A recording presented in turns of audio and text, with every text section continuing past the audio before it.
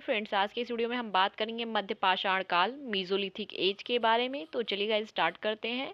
मध्य पाषाण काल यह पूरा पाषाण काल और नव पाषाण काल के बीच का एक संक्रमण काल था, अतः इसमें दोनों के लक्षण पाए जाते हैं। इस काल का मानव भी शिकारी, मत्स्यन तथा खाद्य संग्रहण पर निर्भर था, लेकिन परिवर्ती चरण में यानी अंत के चरण में वह पशुपालक भी बन गया।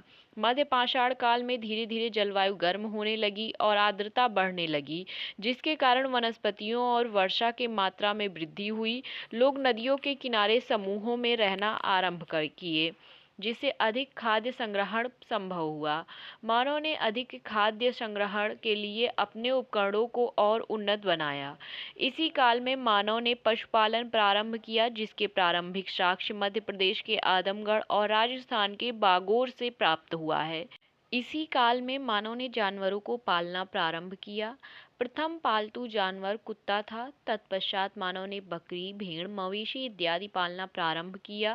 पहली बार इसी काल में मानव ने गंगा घाटी में अपनी बस्तियां बसाई। उत्तर प्रदेश के इलाहाबाद, प्रतापगढ़, जौनपुर, मिर्जापुर और वाराणसी जैसे जिलों में लगभग 200 मध्यपाषाण कालीन स्थल खोजे गए हैं। इसी काल के मानव ने जानवरों की खाल पहनना प्रारंभ कर दिया, क्योंकि अब वह खुले आसमान के नीचे रहने लगा था।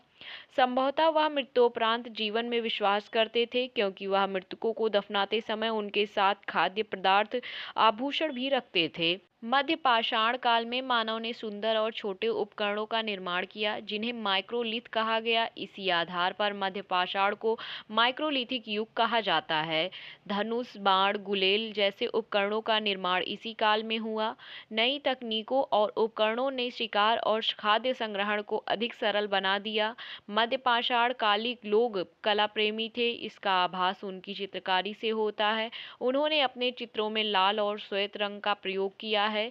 मानव ने इस काल में जंगली जानवरों, शिकार, दृश्य, बच्चे के जन्म, नृत्य इत्यादि की चित्रकारी की है। इस काल की शिला चित्रकारी के साक्ष्य मध्य प्रदेश की भीमबेटका की गुफा तथा आदमगढ़ और उत्तर प्रदेश के प्रतापगढ़, मिर्जापुर से प्राप्त हुए हैं। मध्य पाषाण कालिक स्थल महादहा उत्तर प्रदेश में स्थित एक कब्र से कान के कुंडल का साक्ष्य प्राप्त हुआ है। एक कब्र से आभूषण का साक्ष्य, युगल समाधि का साक्ष्य। दूसरा है सराय नहर राय, उत्तर प्रदेश में स्थित है। 4 युगल समाधियों का साक्ष्य प्राप्त हुआ है। घायल खोपड़ी का साक्ष्य प्राप्त हुआ है। पश्चिम पूर्व दिशा में समाधि प्राप्त हुई है। तीसरा है दमदमा, उत्तर प्रदेश में स्थित है। त्रिंक यानी कि 3 समाधि का साक्ष्य मिला है। बागौर राजस्थान में स्थित है। पशुपालन का प्रारंभिक साक्ष्य प्राप्त हुआ है। लौह युग का साक्ष्य प्राप्त हुआ है। फ्रेंड्स, यह सिर्फ और सिर्फ साक्ष्य था, ना कि लौह युग था। सबसे बड़ा मध्यकालिक स्थल प्राप्त हुआ है। अगला है फ्रेंड्स मोरहना, उत्तर प्रदेश के मिर्जापुर में स्थित है। बैलगाड़ी का साक्ष्य प्राप्त हुआ है। अगला है महगढ़ा, उत्तर प्रदेश में स्थित है। आयताकार पशुबाड़े का साक्ष्य प्राप्त हुआ है। अगला है बघिया खोरा, उत्तर प्रदेश में स्थित है। यहाँ से शैलाश्रियों का साक्ष्य प्राप्त हुआ है। अगला है फ्रेंड्स चिरांड, जो कि बिहार में स्थित है। यहाँ से चिंकारा, जो कि हिरन की एक प्रजाति है, उनकी सींग से बने औजार का साक्ष्य प्राप्त हुआ है। अगला है आदमगढ़, जो कि मध्य प्रदेश में स्थित है। यहाँ से पशुपालन का साक्ष्य प्राप्त हुआ है। अगला है लंगनाज, जो कि गुजरात में है। यहाँ से गैंडे की सींग से बने औजारों का साक्ष्य प्राप्त हुआ है।